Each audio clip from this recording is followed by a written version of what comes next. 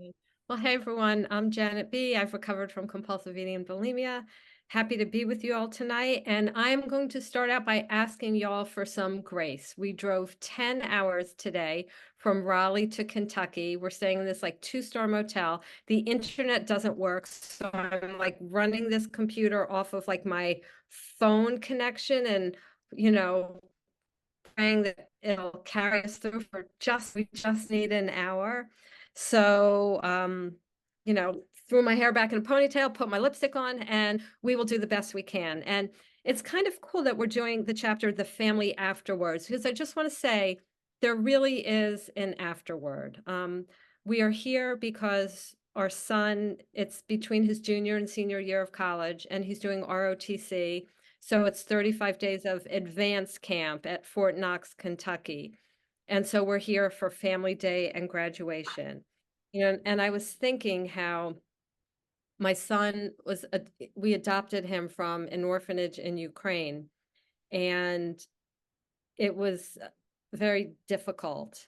And when he was in high school, he said to me once, I think the reason that I've never attached to you is because I felt if I did, I would be disloyal to my birth mother. And I was happy that he could articulate it, but it was kind of sad. And he's been working with this wonderful family counselor. And I spoke with her recently, and she said, he's fully attached to you now. And I'll tell you, this kid is like blowing up my phone. It's like he's calling me multiple times a day just to talk. And so we're out here to watch him. Um, and he said his regiment or battalion or whatever it was came in first of all of them. So we're here. We drove out here for family day and for his graduation. So I just want to say there really is an afterwards. I mean, there were times, like there was one time I said, Jim, get out of my house, and he didn't come back for 6 weeks.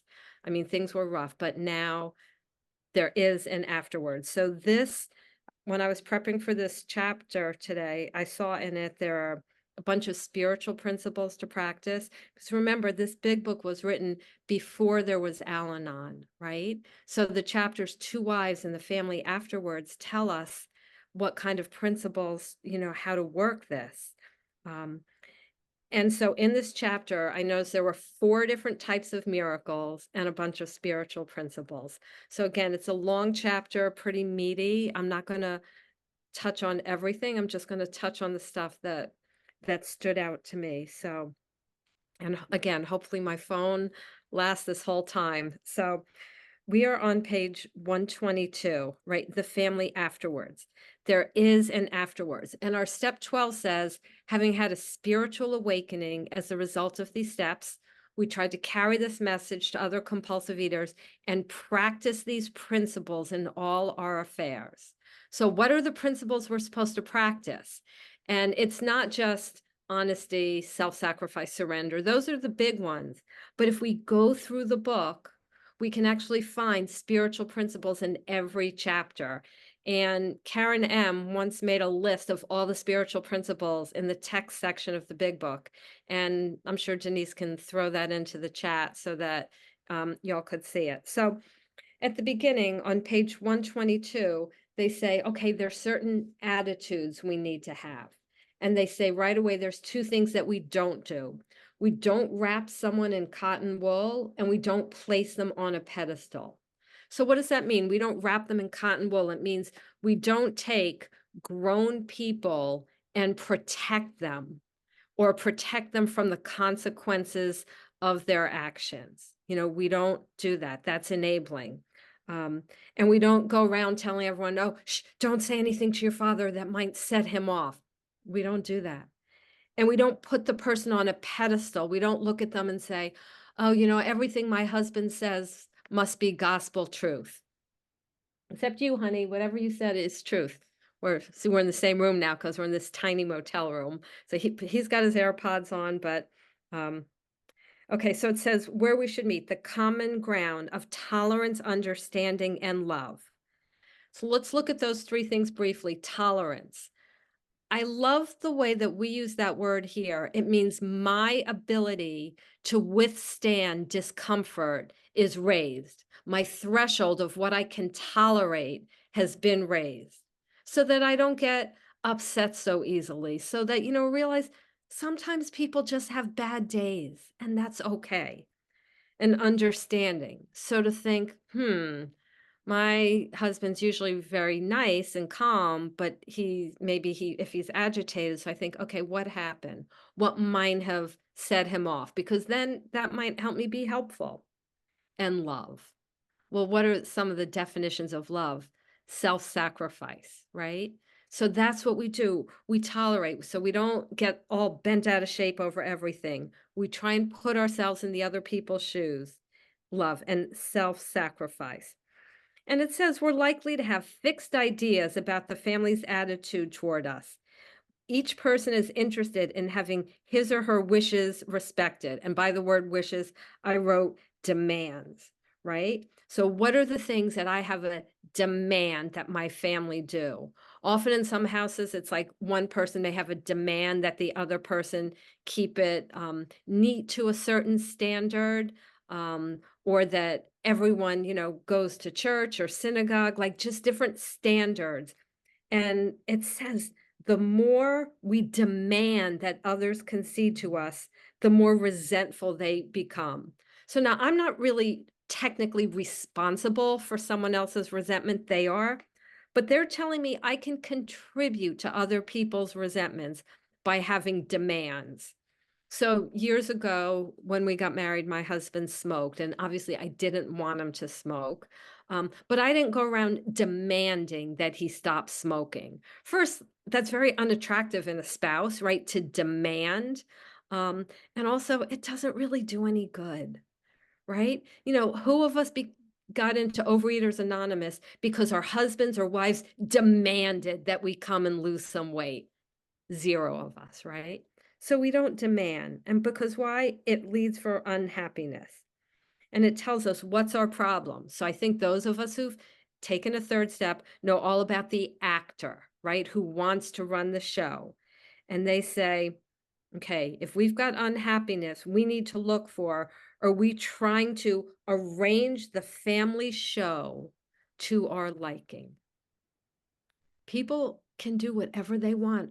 Our husbands, our grown children can really do what they want. Um, Obviously, as long as it's legal and they're not abusing us, right? That's different. Um, but they tell us that there's some obstacles, page 123. They say, suppose we tell you some of the obstacles a family will meet. So obstacles, things that get in the way of love and tolerance. And they say, okay, there's some things, and here we're going to tell you about them. They say, okay, so dad was drunk, your husband was drunk, and now he's not drunk. They say, so people say dad should bring back the good old days. They demand that dad brings them back instantly. God, they believe, almost owes this recompense that's making good on a long overdue account. Okay, as soon as I believe that God owes me anything, I am in trouble, right? Because then I'm exercising the character defect of entitlement. God owes me nothing. God doesn't owe me a family life the way I want. God doesn't owe me health the way I want. God owes me nothing. And when we have that attitude, then everything in life is a gift. Then we can see everything as a gift and live in gratitude. Um, and yeah, I could say, oh, my son was so difficult for 16 years. He owes it to me now to, be the perfect. He owes me nothing. He owes me nothing. I'm grateful for the relationship we have. He owes me nothing. Um, because imagine if God took that stance with us, right? Like if God said to me, Janet, you were a brat for so many years and you hurt so many people. And yeah, I'm just going to withhold good things from you because you just don't deserve it. Like I would be sunk. We would all be sunk. God doesn't give us anything because we deserve it, because he owes us. He does it just because he's a good God. And that, I think, is how they're telling us we should relate to people. So they tell us, Father may not be restored financially the way he was. And it says he shouldn't be reproached. He shouldn't be criticized for it. It says perhaps he'll never have much money again, but the wise family will admire him for what he's trying to be rather than what he's trying to get. I think God is more concerned with our character than with our achievements. And they say old buildings will eventually be replaced by finer ones, but the new structures may take years to complete, right? Recovery is a process, it's not an event. And we should remind ourselves of that too, right? That we're not going to get everything squared away within 1 week. It's just not going to happen. So, page 124, they say Henry Ford once made this wise remark that experience is the thing of supreme value in life. And they say, well, it's true only if we're willing to turn the past to good account. We grow by our willingness to face and rectify errors and convert them into assets. So that's telling me one way I grow.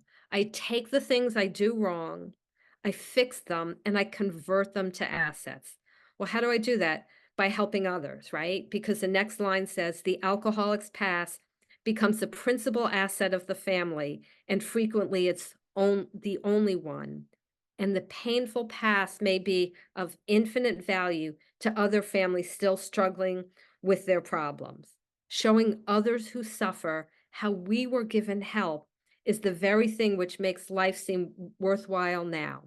So by telling my past, my problems, I can help a newcomer relate, right? And be a safe place. Some of you all know that when I was younger, not one of my finest moments, I took a razor blade and slashed myself up and told my boyfriend that I'd been raped because he wasn't paying enough attention to me. So to me, that was a reasonable thing to do. I faked a rape, talked to, security officer, the whole bit, went to a hospital for a fake rape exam. I have I've sponsored 2 women who've told me they've done the same thing. Because I did it, it was okay for them to come and talk about it, that I was a safe place for them. I don't think we're ever supposed to act like, "Oh, I did the steps and I have it all together, and now I'll just talk to you up from a mountaintop." Um, yes, we do the steps, and hopefully we're together. We've got ourselves together, or God holds us together, but we never want to forget our past because that's what's going to help others. And they say, cling to the thought in God's hands. The dark past is the greatest possession you have, the key to life and happiness for others. You can avert death and misery for them. So, again, in God's hands, God can use it. God can take something bad and turn it into something good. We see that over and over in the stories of the big book. Okay, so the first miracle they talk about here at page 124, they talk about the miracle of reconciliation, that families that were apart are now together, right? So I told you about the miracle of reconciliation with my son. So that's one kind. And they tell us, okay, if you have that kind of miracle, leave the past in the past. Once the amends have been made, don't bring it up again. So that means I can't ever go to my son and say, you remember when you were 16 and you left home for 6 weeks? No, it's done. It's over. We move on. So they say, unless a good and youthful purpose is to be served, we don't discuss past occurrences. And I would find it hard to think of a good and useful purpose, unless maybe someone was doing something and they were heading down a bad path, and we say, "Now remember you did this, and remember what happened." But we don't do it so that we can win an argument. It's like we're arguing about, um, oh, you didn't take out the trash and you said you were going to take out the trash. Well, I slept in. Well, for 15 years, you never took out the trash. We don't do things like that. We stay in the present. So, page 125, they say another principle we observe Okay, so there is a principle. Unless a good and useful purpose is to be served, past occurrences aren't discussed. Another one, page 125. We don't relate intimate experiences of another person unless we're sure he would approve. I mean, I'll tell you about when I faked a rape, but I'm not going to tell you the names of my sponsees who did it or any of their details. If they want to tell you, they can tell you. Um, and then page 125, again, the bottom, I think this is a principle. It says, we alcoholics are sensitive people. It takes some of us a long time to outgrow that serious handicap. Get over being hypersensitive. When I was younger, I'm talking about like in middle school, I was so hypersensitive. If someone told me they didn't like what I was wearing, I would feel sick to my stomach. And that's a trait a lot of us have that we're someone, doesn't like something we say or whatever, and it guts us. And, being sensitive and liking poetry and stuff like that, that's not what they're talking about. They're talking about being like hypersensitive, which is really pride, right? Which is really me saying, how dare you say anything negative about me or my clothes or what I say or what I do or anything. And they're saying we have to outgrow this serious handicap. Why is it a serious handicap? Because if I have it, I'm not going to grow spiritually. If someone says something to me and I just put up my defenses, I'm not going to learn. I'm not going to grow. I mean, none of us like it, when someone says to us, if my sponsor points out an area where I'm being selfish and I didn't really realize it, you know, that's not fun. I'm not going to say that's a picnic, but I'm going to say I'm grateful for her that she does that. I had a sponsor once who said, value your verbal shocks because it shows you an area that needs to be looked at. So it says we need to outgrow this serious handicap because it's pride and it's serious. Um, so page 126, so we talked about people thinking that God owes them. Page 126, they talk about how the mother and child feels that the husband owes them, and they expect him to give him the nice times they used to have before he drank so much and to show his contrition for what they suffered. Okay. Again, what a gift it is to give to someone, to say to them, I mean, we don't actually have to say in words, but we may, you owe me nothing. The past is forgiven and forgotten, and you owe me nothing. The slate is wiped clean. What a gift, right? And that's what God gives us. And that's really what we should give other people, not going around thinking God owes us or that other people owe us. So page 127, they say the family must realize that dad, though marvelously improved, is still convalescing. Let them praise his progress.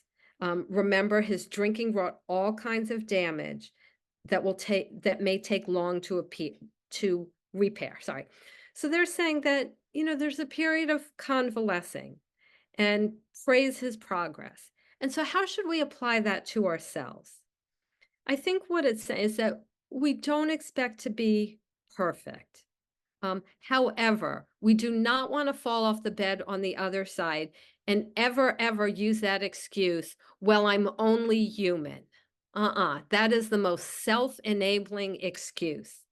Um, if I get angry, it's on me. I have a resentment. And I don't say, well, it's only human that I get angry. It's like, oh, I have a resentment. Okay, let me try to resolve it. Um, and how do we know that we're growing? So this is what I would say, that we should always see growth, that there's a faster bounce back time. So for instance, if I have a resentment and it generally takes me a week to resolve a resentment. Well, now if it only takes me 4 days, that's improvement. And then 2 days, and then one day. And, I haven't got it down that whenever I have a resentment, I get it resolved in 5 minutes, but it's generally within 24 hours. And if not, you better believe I'm talking to someone about it and I am praying for the person and I am really taking steps about it. So, yes, there's a line, progress, not perfection. So we don't want to fall off the side of the bed of, oh my gosh, I'm not perfect. That means I'm nothing. But we also don't want to fall off the bed to say, well, it's okay if I don't see a lot of progress. We should see progress. We should always be growing spiritually. So they tell us that father may have periods of crankiness, depression, and apathy. But they tell us how to help that. It says these will disappear when there is tolerance, love, and spiritual understanding. Remember, tolerance, right? I don't get offended so easily. Love, and a definition I had read once of love is it's comprised of loyalty, self-sacrifice, and forgiveness, and spiritual understanding, right? To just, walk a mile in their moccasins. Now, on page 108 in Two Wives, it talks about the husband who is thoroughly bad intentioned and where no amount of patience would do the trick. So I would say, if anyone feels that they have a spouse who is thoroughly bad intentioned and no matter what they do, this person is still going to, be emotionally abusive to them, then they should talk to someone about it, right? Because this program says, as God's people, we stand on our own 2 feet. We don't crawl before anyone. But I think in most cases, tolerance, love, and spiritual understanding do a lot. They come on another principle there, page 127. It says, for us, material well-being always followed spiritual progress. It never preceded. Okay, we concentrate on our spiritual progress. Now, that doesn't say, if we need a job that we don't like put our resume out, but we focus on our spiritual growth. And in the next paragraph, they say, since the home has suffered more than anything else, it is well that a man exert himself there. Effort.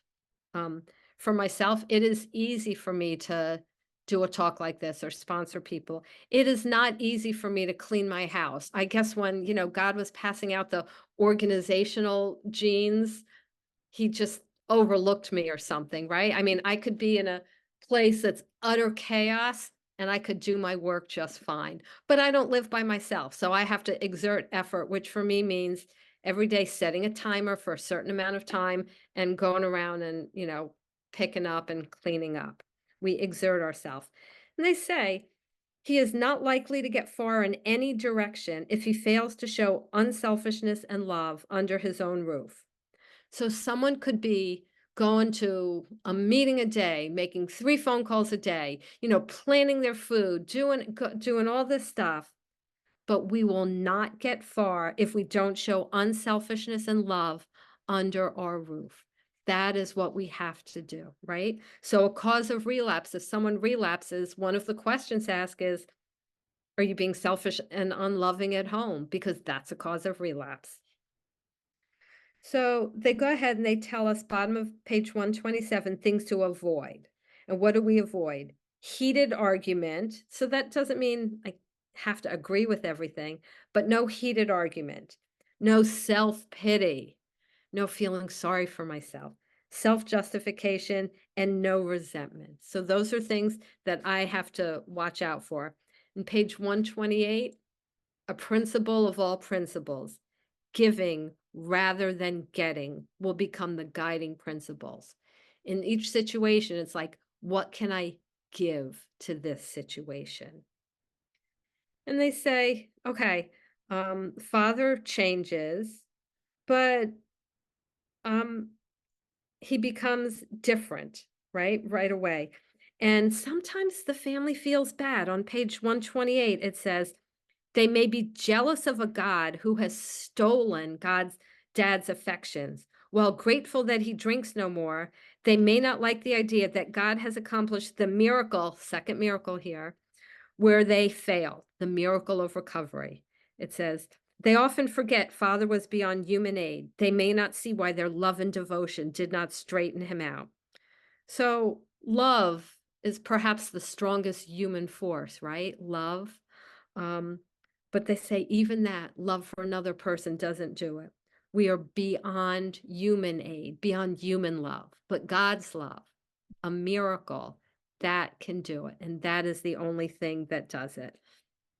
So, they may say, "Oh gosh, I tried so hard to get my husband straightened out and, boom, he goes to one AA meeting and now he thinks he's, Mr. Religious and Mr. Spiritual and, like what's going on here?" And, they say he may start like spending a lot of times at meetings and helping people. And they say, that's okay. It's probably good to let him do that a little bit because and look how they describe it. 128, like a gaunt prospector, belt drawn in over the last ounce of food, or pick struck gold. Joy at the release from a lifetime of frustration knew no bounds. So we are people who should have joy, right? Father feels he has struck something better than gold. And that it says he has scratched a limitless load, limitless, which will pay dividends only if he mines it for the rest of his life and insists on giving away the entire product. Okay, a limitless load. So it's like, it's the load, LODE, like a whole big bag of gold, right? And it gives us dividends. But what do we have to do? Mine it. How do we mine it once we're through the steps? Step 10, clear away the wreckage of the day. And step 11, to grow closer to God. And then step 12, giving it away, right? And then it's limitless. But they go on and they say, okay, but Father, if you're the one doing this, just remember a spiritual life which doesn't include your family obligations may not be so perfect after all, right? So if I were like going to meetings and sponsoring a bunch of people and ignoring my family, they're saying, no, that's not what this program requires. Now, whether some people like, there's some religions where the pastor can't get married, or some people may like become cloistered to pray all the time. We have no opinion on that, right? Whether that, that's for them, but they're saying for us, for the run of the mill compulsive eater, we need to pay attention to our family obligations. And they say, okay, bottom of 129, you may not agree with dad's spiritual activities, but let him do it. And even if he shows a certain amount of neglect and irresponsibility, let him go as far as he likes in helping other alcoholics. And they say during the first days of convalescence, this will do more to ensure his sobriety than anything else. So again, people who say, I don't want to sponsor, then, you're basically I was going to say you're shooting dice for your recovery, but I'm going to go even further. You can't expect to hold on to your recovery because what ensures our recovery is working with other compulsive eaters. And they say early on, so as soon as we can. So when I sponsor someone, I tell her she has to make 3 recovery calls a day to people in recovery. But once she's maybe around the, you know, 4th step, then it's like, okay, 2 calls a day to recovered people because it's important to have a network and a lot of people, not just a sponsor. I say, but then start making 1 call a day to someone who you can be helpful to. And then later on, it's like just looking to be helpful. But the cool thing is from early days, called all these recovery people. So we have a network, right? So it's like, even though it's not like you have to call 3 recovered people a day anymore, people just stay in touch with each other. So let's see, we are on page 130. And they say this dream world, like the world of spiritual make-believe, they say that dream world has been replaced by a great sense of purpose, accompanied by a growing consciousness of the power of God in our lives. A great sense of purpose. Who has not ever thought, like, God, why am I here, right? But this program gives us a great sense of purpose to connect with God and help others. And, sometimes people will ask, they'll say, I've been through the steps and I don't feel that sense of desperation that I did at the beginning. And what I would say to that is, we're not supposed to, right? We're not supposed to feel desperate and helpless and hopeless our whole lives, right? We're supposed to be filled with joy. There comes a point where we stop running from food and we're running toward an enhanced relationship with God, toward getting more effective with helping others. And it says, what a beautiful sentence here. We've come to believe that He, God, would like us to keep our head in the cloud with Him, but that our feet ought to be firmly planted on earth. That is where our fellow travelers are, and that is where our work must be done. Okay, so I think we all get that, right? Our feet firmly planted, working with others. But it says we keep our head in the clouds with Him. We are constantly thinking about God, talking to God, praying to God, spending time like thinking about and learning about the things of God. And they say there's nothing incompatible between a powerful spiritual experience and a life of sane and happy usefulness. And they say, okay, what if your family member's off track? And they say, nothing will help them so much as the wife who adopts a sane spiritual program, making a better practical use of it. So even if our husbands, our kids aren't addicts, we can practice spiritual principles.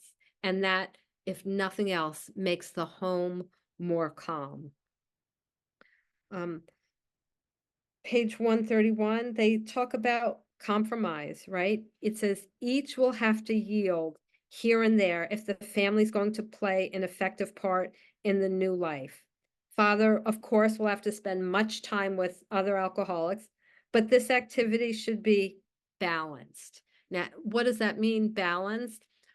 In chapter 2, it says we all spend much of our spare time in this kind of work, but we don't spend all of our spare time in this kind of work.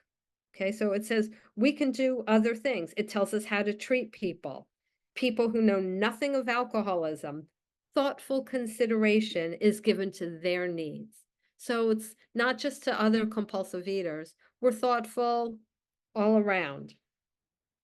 Page 131 and top of 132, they talk about joining a religious body. And it says it's not obligatory, we're non-denominational, but if you do, it says, if you don't argue about religion, you can make new friends, and it's sure to find new avenues of usefulness and pleasure. I have never found a church, I can say, where I agree 100% with everything they do and everything about it. And that's okay. I don't need to agree with everything in order to be a part of it. It's okay. But they tell us we can be a bright spot there. And it tells us we can be useful and we can find pleasure. It's okay to do things that bring us pleasure. I like to just like veg out on my couch and read a novel. It's okay. There's nothing wrong with me reading a novel. Now, if I'm reading a novel when I should be doing other things, it's a different story. But God wants us to be happy. Again, page 132, it says, we absolutely insist on enjoying life. If newcomers could see no joy or fun in our existence, they wouldn't want it, right? If I said, oh yeah, I've been recovered for years, but gosh, I'm so busy sponsoring and everything. I barely have time to take a shower. I don't have time to do anything I want. Who would want that? Like, no, we insist on enjoying life. And then, good one for us this time of this stage in our nation's history, we try not to indulge in cynicism over the state of the nations, nor do we carry the world's troubles on our shoulders. I mean, politics is really heated right now. You know what? I mean, I have my opinions, but ultimately, I don't really need to worry about who's elected because whoever is elected, God's over them and God is ultimately in charge. So I don't have to get cynical. I don't have to get worried about it. I don't have to carry the world's troubles on my shoulders. I do what I can for causes that I think God wants me to be involved in. And it says, but when we see a man sinking into the mire of alcoholism or compulsive eating, we give him first aid, right? But if we try to shoulder the entire burden and trouble of others, we find we are soon overcome by them. We have to carry some of the burden, right? We help them, but we certainly don't carry all of a person's burdens. We're not life coaches. We're not therapists, right? We're here to, my sponsor says it's a job of a sponsor to take her sponsee's hand and put it in the hand of God. That's our job. So again, they talk about cheerfulness and laughter and that makes us useful. And page 133, right? One of the most beautiful lines in the book. We are sure God wants us to be happy, joyous, and free.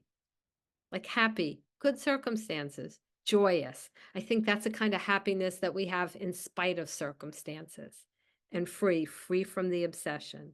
And they say, we don't subscribe to the belief that this life is a vale of tears or valley of tears. I'm not sure which one it is, but basically that this life is supposed to be suffering. They're saying it used to be that, but we made our own misery. God didn't do it. So avoid the deliberate manufacture of misery. But if trouble comes, because trouble comes, right? Back early on, it says there will be certain trials and low spots. It says we cheerfully capitalize it as an opportunity to demonstrate God's omnipotence. So we don't just bear troubles, we use them. Some of you may have heard of Joni Eareckson Tada. She was in an accident when she was a teenager and became a quadriplegic. And she just started some kind of charitable organization helping handicapped people, delivering wheelchairs to third world countries, like doing something about it, right? Us who have suffered, a lot of us have suffered really horribly from compulsive eating. We use it now, our experience, to help others, right? So we cheerfully capitalize on things as an opportunity for God to demonstrate his omnipotence.